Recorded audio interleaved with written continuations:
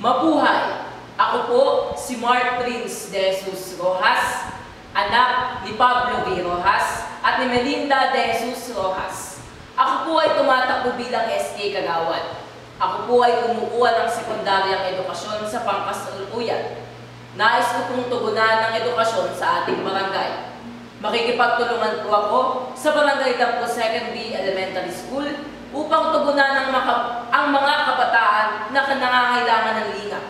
Tutulungan ko po sila sa kanilang pag-aaral sa tulong ng ating Kapitana Bebe Martin at SK Chairman Donna Liborja.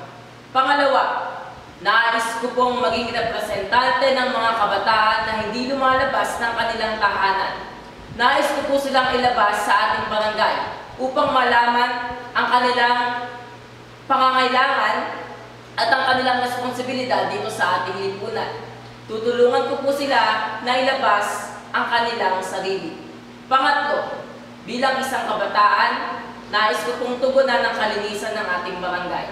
Ang mga basura, ang mga plastic bottles ay gagawin nating eco-bricks. Ito ay makakatulong sa ating barangay at makakatulong sa ating kalikasan. Muli, ako po si Mark Prince de Jesus Rojas, tumatakbo bilang SK Kagawad, lumalaban para sa malinis at tapat na paglilingkod.